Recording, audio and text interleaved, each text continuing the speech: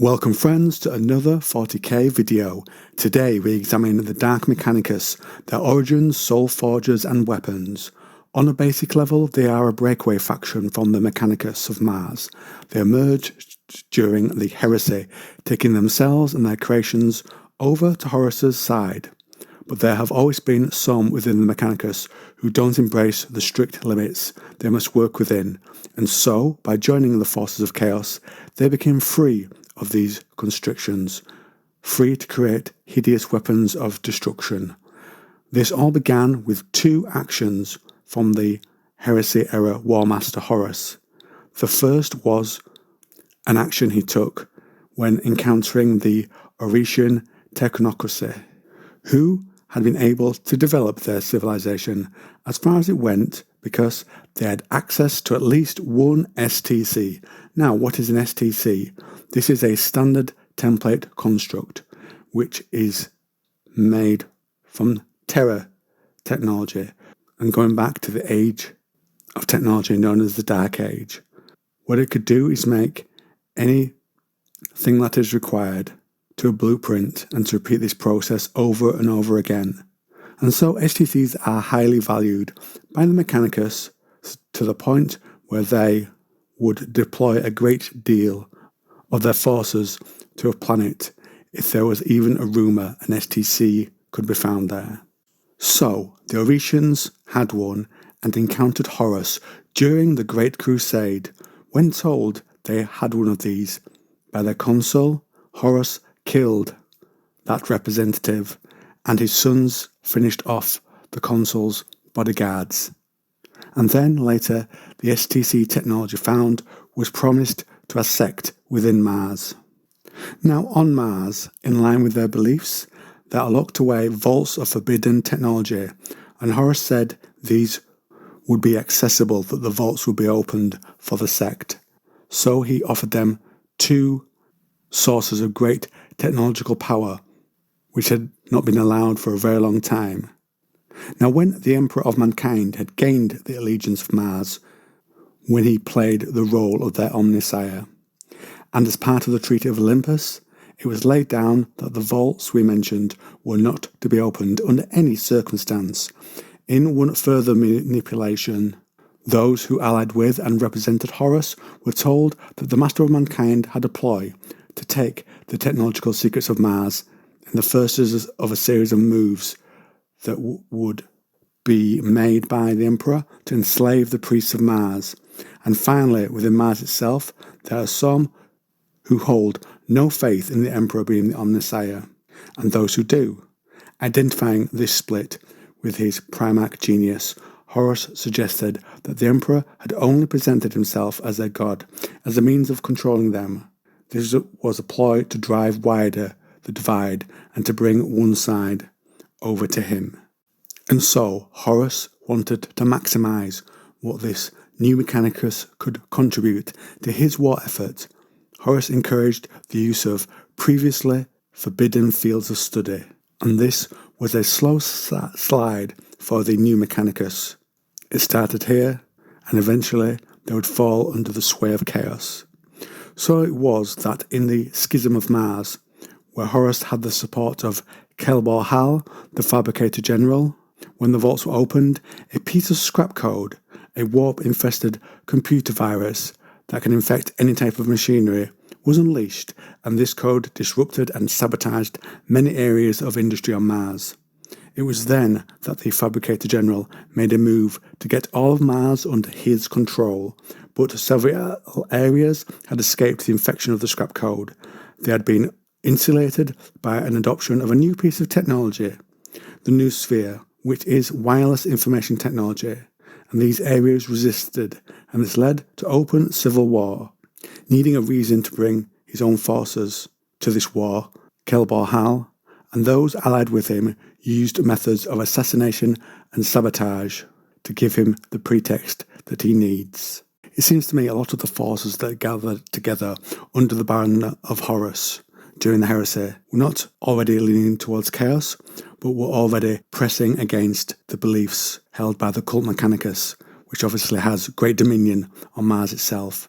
and that Horus was almost an opportunity for them to lean into what they actually believed. Now, of course, this leads to them falling into chaos, but I do think it taps into something that was already there on Mars at the time Horus came along. Now, opposition in the end came from Coriel Zeth, the mistress of Magma City, who came out to say she did not believe in the machine god, but held loyal to Terra. And so the Dark Mechanicum, to stamp out this heresy from her and the wider members of Mars, went to war with her. So you can see there that even some that did not believe in the Omnissiah believed in the Imperium of mankind. And so that belief almost overrides your belief or not in the Omnissiah. You basically had to choose a side, the Emperor or Horus. So both sides took up arms, leading to the loss of many forgers and titans as well in the process. And with Horus ending the ban on certain types of technology, the Dark Mechanicus were able to use virus bombs on a forged city called Ismenius Lacus, which caused the death of 14 million people. The fighting even spread to orbital shipyards around Mars, where the Dark Mechanicum struck and destroyed a Gloriana-class ship, which fell to the surface of Mars and crashed to its surface, damaging millions of kilometres of ground and adding to the great death toll even more.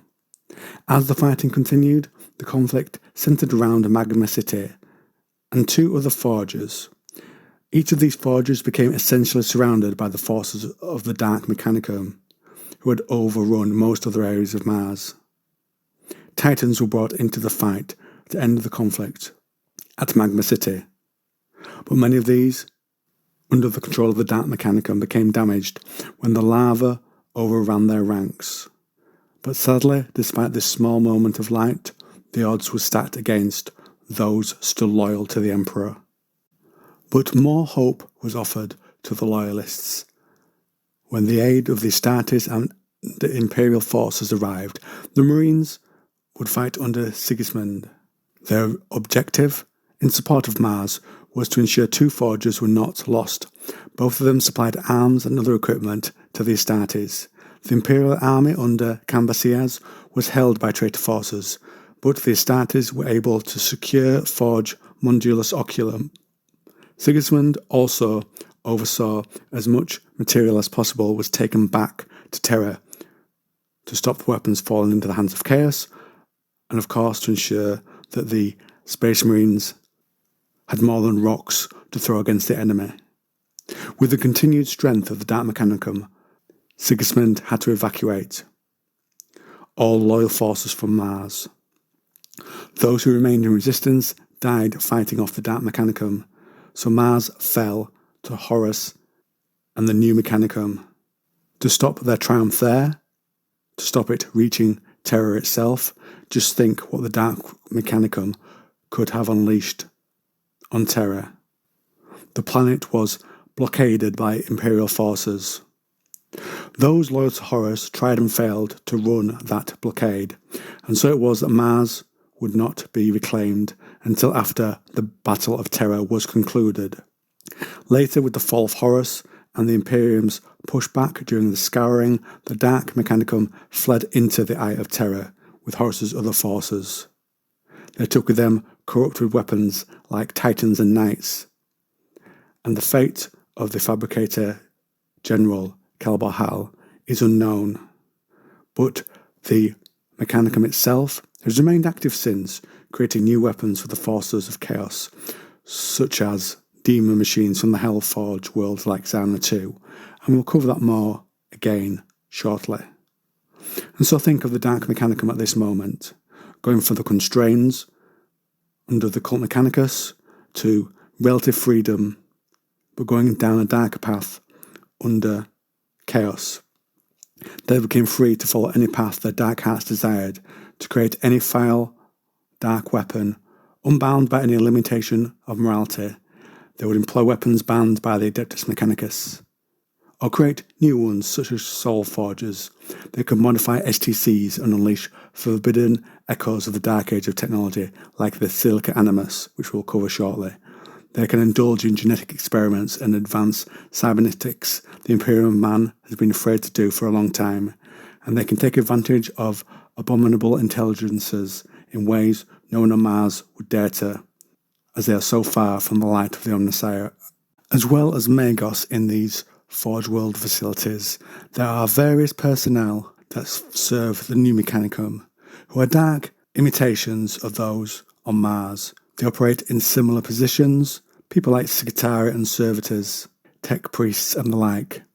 And there are also those who have found a darker path to follow, and we'll cover two of them in fairly brief passages now. The first one is the Warpsmith. These individuals are dark echoes of the Tech Marines of the Adeptus Mechanicus, and their approach to technology is also different and reflects the side they are on. They try to control and subjugate technology rather than offer technology worship or reverence. And because of this, they are very obsessive. Their belief is that the destiny of humanity is limited by the length of the lives they lead. And so, they try to combine the power of demons with both the mechanical and the organic as an effort to avoid these problems. They're also experts at repairing things on the battlefield, but their deeper calling is presiding over the infernal industry of making demon engines. Next, we will look at the position of Idolator. These individuals learn within the Dark Mechanicum, and specifically within Mechanicum's Soul Forgers. There they learn to perform demonic rituals. This helps them understand how Chaos Knights function and how to desecrate the throne Mechanicums of perhaps previously loyal knights. The suits will then be corrupted. They work together in groups known as cabals, and you will find them on fallen night worlds. They can also repair damage to Chaos Knights when this happens. Others can perform specific rituals, such as for increasing a Chaos Knight's power level, or eliminating their master's enemies, using psychic yokes and spiritual shackles. And there are even more variations. There are those who have learnt the ways of the warp, the ways of its sorcery, and can see the future. With this knowledge, they will share it with the ruler of a traitor knight house, allowing them to better direct their campaign against the enemy.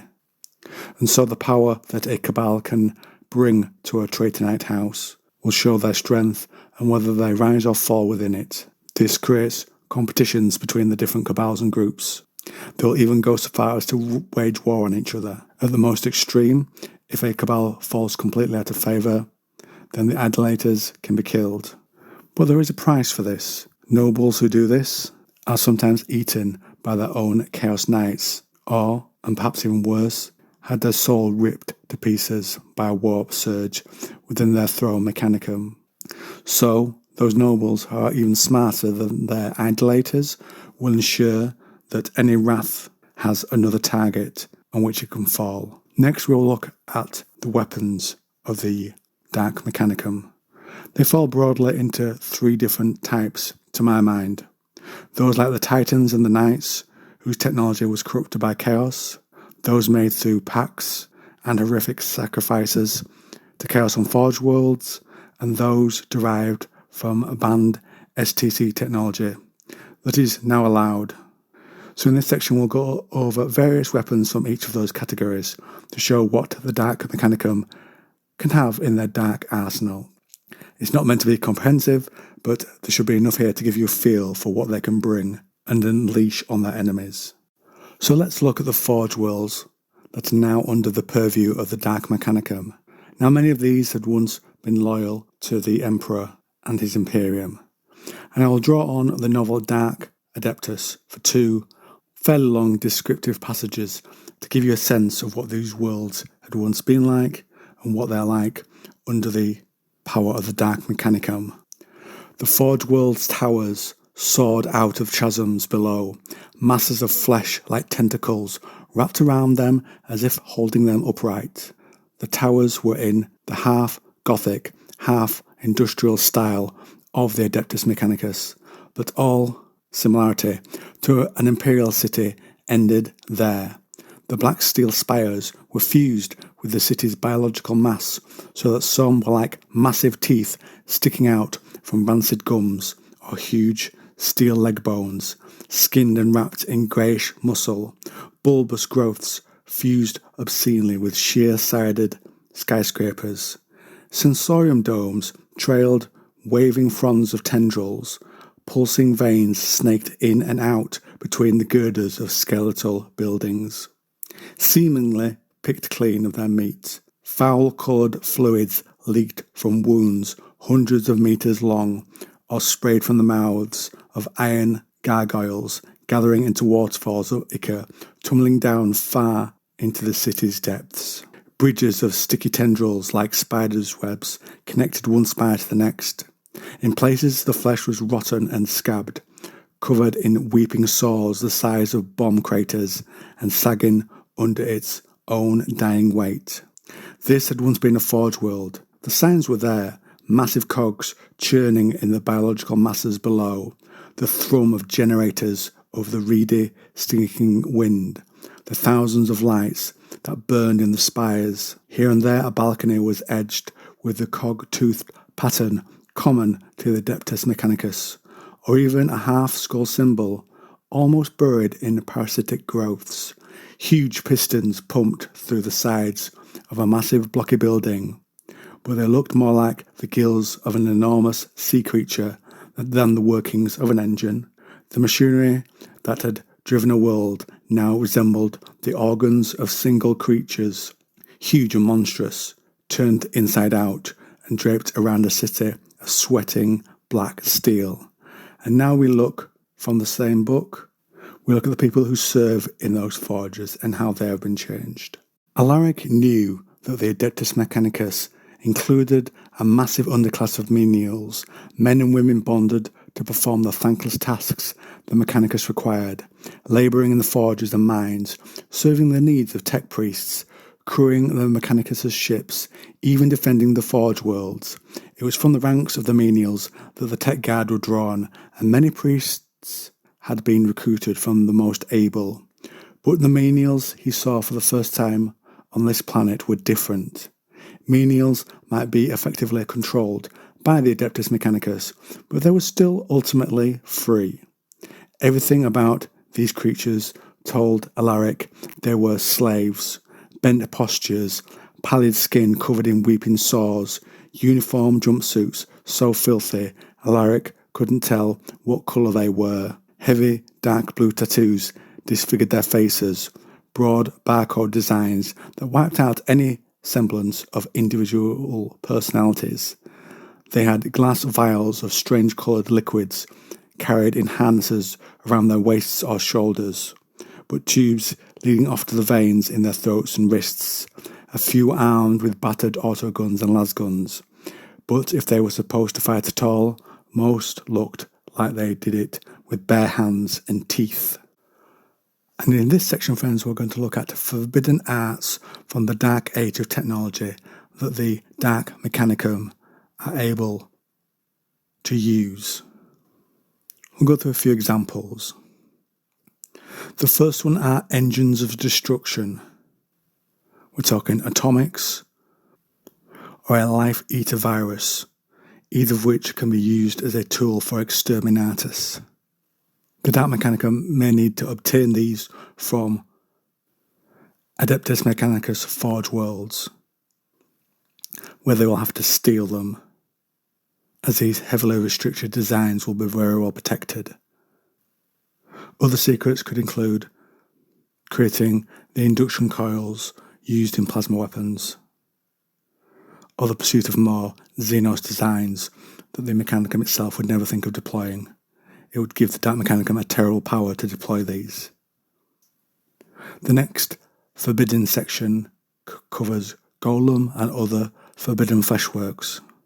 Now, the Golem itself is described as an artificial construct made primarily of flesh and synthetic tissue by the art of a gene sculptor. Now, this is used by the Adeptus Mechanicus, but certain branches of the law are considered to be heretical and therefore forbidden. One of these would create what are dubbed murder golems. These are organic fabrications made only for violence. Also falling under this would be homunculites.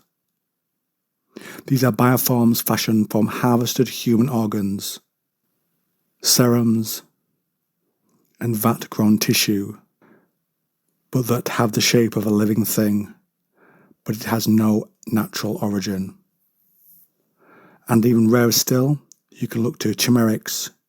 These are amalgam creatures that combine many different sources of DNA to create great monstrosities. The results, as you can guess from that, would be very unpredictable. Also included are forced psychic mutation and one that is dubbed unspeakable, called slaver parasites. These are artificial organic grafts that subvert the will and the bodily functions of those unfortunates they are inflicted upon. Now, all these types of fleshworks were forbidden by the Emperor during the time of the Great Crusade, as they were very much used before then and were combated by his superhuman warriors in many wars during the Age of Strife. And we have another dark art the Mechanicum will not dare to deploy.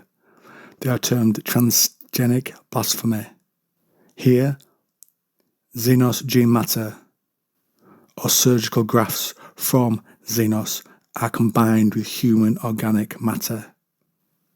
The Adeptus Mechanicus look upon this as a pollution of the divine pattern, and it is deep, deep blasphemy from their perspective. But of course, the Dark Mechanicus don't care about limitations like that. Next, we'll look at the Silica Animus. This is an artificial mind in an abomination in the sight of the Omnissiah, the Mechanicus would say. The machine spirit within a Silica Animus is a mockery of the soul held by man, because it is both treacherous and insane. Within ancient texts can be found warnings or inspiration for the Dark Mechanicum. Now, these texts would date back to the Dark Age of technology, when legions of Iron Men served others. And all this technological innovation built up until around the time at the end of M23, humanity was almost ended by its own innovations.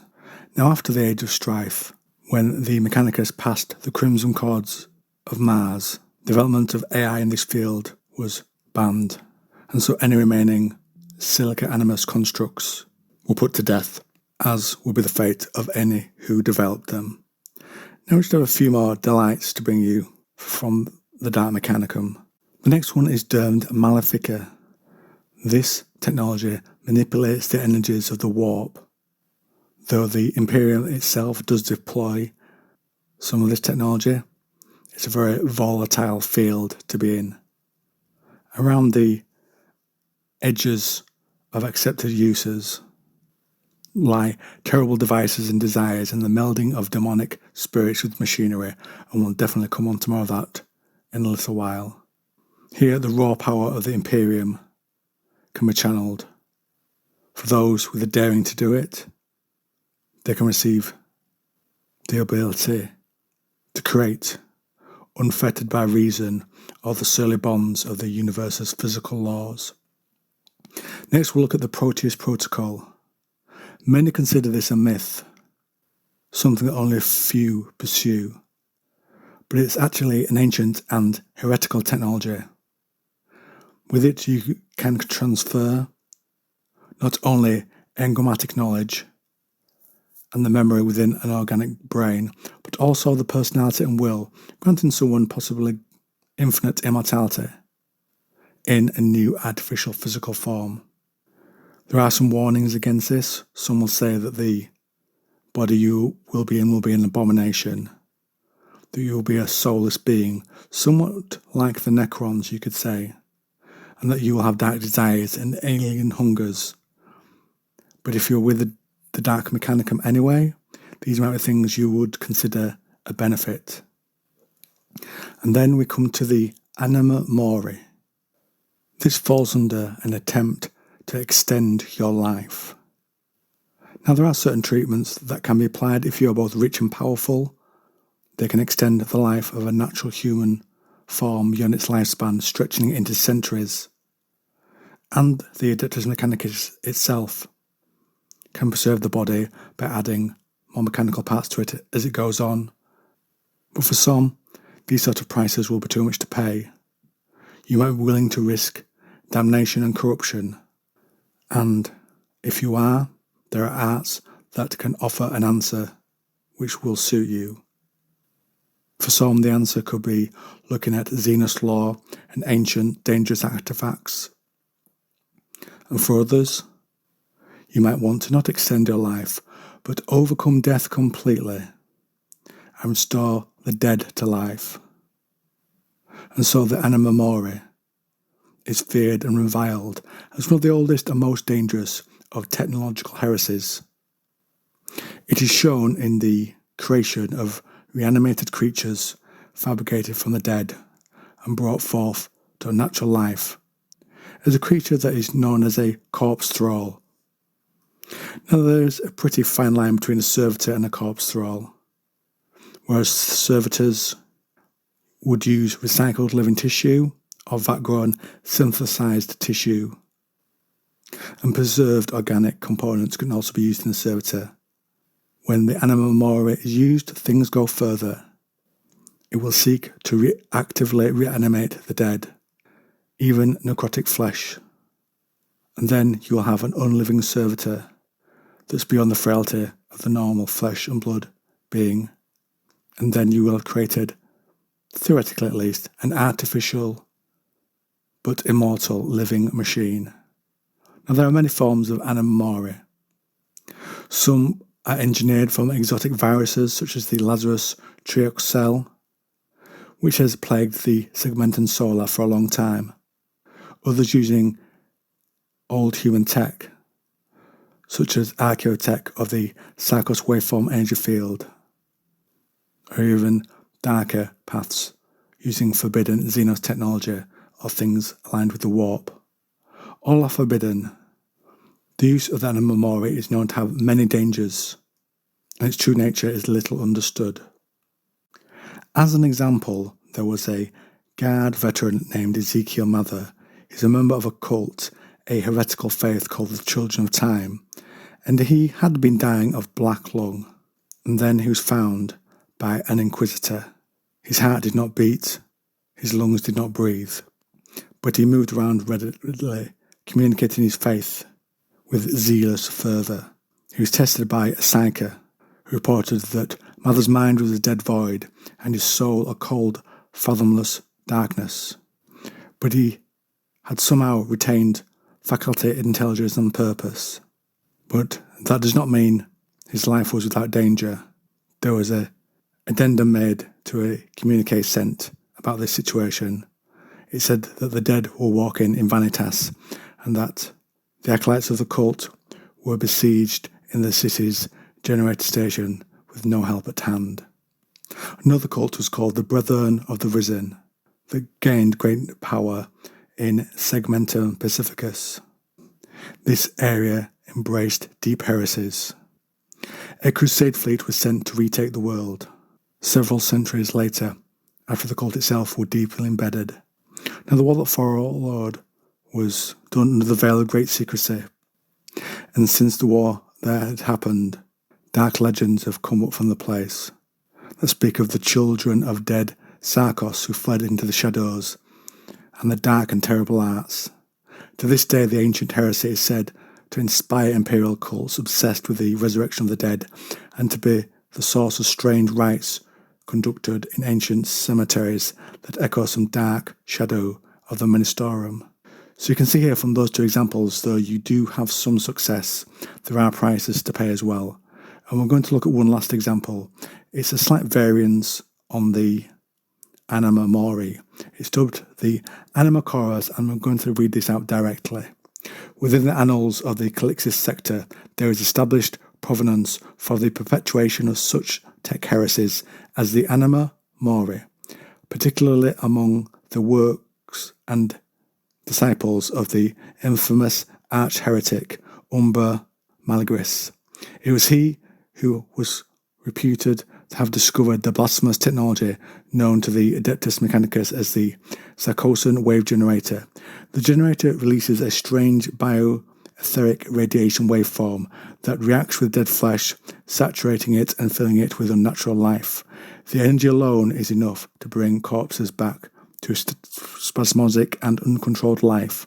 However, if the energy wave's effect is amplified via a special implant unit, which may be attached to almost any reasonably intact corpse, its power increases tenfold, animating, sustaining, and controlling the cadaver.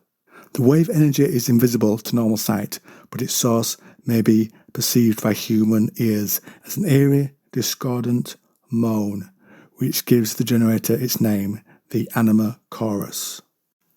In this next section, we're going to look at weapons created by the Dark Mechanicum that are either being corrupted or are based somewhat on the designs of the Adeptus Mechanicus. Now for this first one, the Hellblade, I want to talk about where they are made. For this and many others, they are made on the hellish forge world of Zana 2. This is deep inside the Eye of Terror. Now the world is completely dominated by its forge and the Dark Mechanicus that work there. It's been given over to demon machines and infernal industries, mills there that grind flesh and suffering to make the insane visions of its nightmarish masters real. And there are many enslaved there to work in this planet-spanning forge world, churning out endlessly the weapons required for the traitor Astartes. The masters of this world are half-demon machines themselves, and they sell or barter their abilities to the highest bidder. There could be a warlord, a demagogue, a sorcerer, or a demon prince, without favour. And the coin that is exchanged is the flesh and souls of slaves to feed Zana's endless hunger. This is a very similar concept to Vashtor, the Archfane, who was recently introduced during the Arcs of Omen. Very similar idea. Now for the Hellblade itself. We are told it's a blasphemous fusion of advanced technology, demonic forces, and the nightmarish invention of machine minds, long fallen to the corruption of chaos. Now the Hellblade itself is considered very fast and very agile. It's made to quickly gain air superiority for the advantage of chaos. It will sweep any enemy aircraft from the skies, clearing the routes so that heavier ones can come in and pound the enemy's ground defences. The device itself fuses demon flesh and metal into one machine. With the shape it has, it cuts through the air like a demon, and it emits hideous shrieks and wails to terrify those below if they are not of a stout heart. And flying it is a hardwired living servitor, and its only pleasure is to kill. Next we're going to look at Chaos Dreadnoughts, who of course fell in with Horus and then fell to Chaos during the Horus Heresy. Amongst the Space Marines, the Dreadnoughts are looked at as revered ancient living shrines to the chapter's past glories, keeping alive valour and wisdom in great warriors such as Bjorn the Fell-Handed. However, this is very different amongst the traitor legions. To be put into one is not a blessing, it's very much a curse. It shows you have failed to survive the fight you've been in, and you are then placed in, at least what is left of you, within the shell of the dreadnought, to undergo an agonising enslavement in which you will be in an endless living death. You'll never know the pleasures of flesh, or move up through the ranks of the dark gods you had chosen to side with. You are neither flesh nor demon, you are something in between. Now the origins of the dreadnought themselves are largely lost to the past. What is known is that there have been many variants throughout the chapters, both those loyal and those traitors. Now, the Mark IV dreadnoughts were used during the heresy, and so when those forces fell to chaos, that is the type that went over to Horus's side. This has also led some to believe, perhaps some of the Mechanicus at the time, that there was some flaw in the machine of that dreadnought that led to corruption coming to it. In terms of their role within the Chaos Legions, the dreadnoughts are often used as shock troops. The commanders do not care if the occupants of these shells survive, so long as they kill and sow terror in the name of their chosen lord. Those inside are tortured, driven to the edge and over of insanity by the horror of their endless existence, and many are happy to fall when they are cut down. Further damage done to the psyche of a dreadnought is that they will often succumb to mindless homicidal frenzy.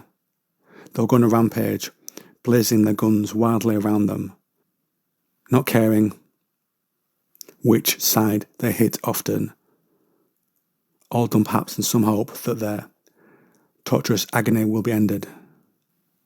There are, however, some benefits to the dreadnought on the field. They can be given a variety of weapons to fit the role that they are needed to fulfill. They can be given plasma cannons and multi-melter weapons for more specialised missions. If they're fighting up close, they could be given twin chain fists. And to give you an example of the corruption that a dreadnought will exhibit, we'll look to the Death Guard Legion. These hulking, monstrous creations are alive in some ways with organic corruption. Their hulls will have a certain look to them. They'll be blistered, they'll ooze sores, and they will weep. There will be filth encrusted within the outer surface of the dreadnought, all done in the name of the plague god Nurgle. And now we look at the Chaos Warhounds. These are some of the most powerful and most dreaded weapons in the arsenal of the Dark Mechanicum. Going back to the Horus Heresy, over half of the Titan legions that had worked under the Mechanicus sided with the War Master. Sometimes these legions will be to masters that those operating the Titan Warhound had worked with for some time, but most had become gluttonous on the countless worlds they had slaughtered during the time of the Great Crusade, and these were easy pickings to be swayed by the powers of chaos. When Horus was defeated and his forces retreated to the Eye of Terror, the Titan legions went with those forces, and this is when they began to pay the price of their actions. The powers of chaos tweaked and changed these mighty titans to make them more pleasing to their sight. And those who had crewed them, those who were inside, became bound to their machines, become a combination of flesh and machine with them, their bodies and souls, sacrificed on the altar of battle. In other words, they are merged with them. And in this emergence, they will have to battle forever for their chosen chaos deity, to go further and further, to reach greater levels of destruction. And so the titans that sided with Horus are all now ancient and pretty much irreplaceable, relics from the time of the heresy. They've been in service to various masters for millennia and have become corrupted deeply by the warp. It's said they are as much demon as machine. Now, the place of construction for a defiler is in a soul forge, and one of the many sprawled around within the Eye of Terror. These are not nice places. It's described as the warp-distressed spires of tainted foundries vanish up into skies choked with sorcerous smoke. Stench in the air is of rank magic, and it stays and mingles with the charred odour from protein farms. The corrupted servitors, who slave for their masters, only see the light of the glow of magma or the spark of someone's sorcery. These places are always pushing out new creations made of flesh and metal to be unleashed on behalf of their chosen chaos deity. And the warpsmiths there, one of their greatest creations is the Defiler. The body of the Defiler is not made from anything new. It's reconstituted via the warpsmith's abilities, and it is brought back via warp-tainted metal wrenched from other constructs. The metal panels of the Defiler can be traced back via runic signatures to ancient forge worlds that fell during the heresy and have been put there by tech priests who fell to the lure of Horus. And other parts of the Defiler's tech can be led back to the ancient venerated dreadnoughts of the Imperium, but have since been perverted by chaos and the warp in the area it is built in. During its making, the smith can fix all manner of weaponry to the construct. They can have havoc launchers, power scourges, power fists and huge twin-linked heavy flamers, a whole variety of destruction it can bring to the battlefield. But its greatest weapon is the battle cannon. To be able to bind a warp power within the Defiler is a very complex process. Just to summon the demon or to trap a soul so deep within the Imperium requires a payment, a flesh sacrifice. Now the offerings can come in many forms, but one in particular is favoured above others. This, of course, would fall to the Adeptus Astartes. They are frequently demanded by warpsmiths. They will first be brought into the smith's hellish foundry, and there, as the ruinous powers look on greedily.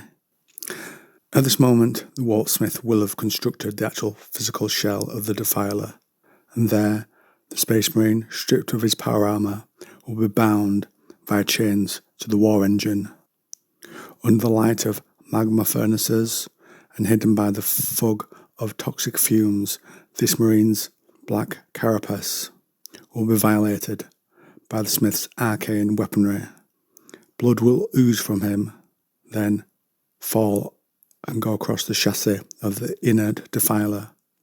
Litanies will be chanted, and forbidden sorceries will be set free upon this Marine. The Loyalists' hearts are stopped whenever the warpsmith desires it, and the death of that Marine heralds the birth of the Defiler. Now the summoning of a demon has to be a precise art, but it can go wrong. Say a word wrong from the litany, and the sacrifice, and you yourself may even die. An infamous warpsmith, Draxar, did not say the right words, and the creature it had summoned appeared within the flesh of the Marine, was then able to break free and slaughter Draxar and his menials. Now, warpsmith, should things go right, will know the ritual is complete, because the war engine will be alive, it will rise from its inert state. Its exhaust will roar with triumph, and it will thirst for slaughter. But the demon engine remains bound by its runic reins, kept captive to the warpsmith amidst the smoke of the forge citadels, waiting to be used. Now the Defiler is never resting, it's never dormant. Fiends will be deployed to goad the demon within to heighten its fury until it is ready to fight. And the many different servants of chaos do love to employ the Defiler on the battlefield for them. Some Defilers, from some respect the traitor legions give to the warp horror within, will name them. It can be based on the demon inside the machine, or it can be a statement of what the demon engine is capable of.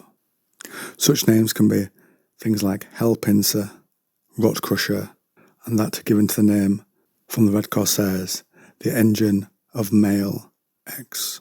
Now the engines did become very favoured by Abaddon, and the first Defilers were created as a result of a pact between the Dark Mechanicum and Abaddon the Despoiler during his first Black Crusade. They were deployed on the field, and such was their success that he used them. But over time, who used them was spread to other warbands and legions, other traitor legions. And as new pacts were forged in the darkness, the arcane knowledge of the demon engines soon spread throughout the soul forges, and wartsmiths within thousands of dark citadels learned of the debased arts of creating a defiler. And lastly, we're going to take a look at the soul grinder. This by some is said to be the greatest construct of the demonic smiths. It's a fusion of both the most powerful of demonic entities with machines of war that originate from outside the immaterium, but have already felt the touch of chaos. These are often the wrecked remains of the great demon engines and the other possessed vehicles, like the mighty battle titans of the Legio Mortis, or the rampaging defilers created by the traitor legions. All this raw material is absorbed into the warp as the flotsam and jetsam of a galaxy at war flows from real space into the immaterium through the Eye of Terror, the Maelstrom and the other loci where different realities touch. Around the Forge of Souls, battle never stops. Demons will fight to be the one that will be fused with these mechanical constructs and be turned into a soul grinder. This ceramite shell can sustain a demon in the mortal world for a long time, decades, even centuries, much longer than a normal flesh-possessed body. Now, during this long period, the shape of the soul grinder will change. It will change to become similar to the demon that possesses it. Now, this armoured form is not given away for free, oh no. It comes at a great price. This will be demanded by the artisans of the forge. So before being released, the demon must take 3 oaths. The 3 oaths of the Iron Pact with the masters of the forge. First, it will have to say that all the souls harvested by the great blades of the soul grinder will be used for the fueling of the forge. Second, that the wrecked remains of all the war machines destroyed by the adamantium claws of the soul grinder will be offered to the forge. And finally, and very significantly, that should one of the Chaos Gods attack the Forge of Souls and try to rule over it, all soul grinders will fight in its defense, discarding their allegiance to any particular chaos force. Now, the demonic nature of the soul grinder gives it certain abilities. It can appear out of thin air on the battlefield and has a supernatural energy that protects it from shots from distance. So as it goes towards its enemy, it will keep up a constant barrage using dreaded harvester guns, rapid-firing weapons built by the artisans of chaos from ancient machinery and weapons from the world of man. But the greatest weapon the soul grinder can bring is its smoking maw. This can unleash warp energies. Now, these attacks can have different forms. Sometimes this can be gouts of warp flame. Other times it can be a tongue-like appendage that lashes out like a whip, giving off a searing energy ray. They have even been known to spit huge roiling masses of mutating ichor at incredible distances, annihilating entire enemy squads in one great blast. Up close, facing a soul grinder, their limbs are armed with piston-powered crushing claws and demonic weapons crackling with unearthly powers. You do not want to face them. So even the greatest wills will quiver and fall before the violence it unleashes against them. And on that point, friends, is where I will end this video on the Dark Mechanicum, studying their origins, how their weapons are made, and some of the more interesting weapons that they can deploy on the battlefield.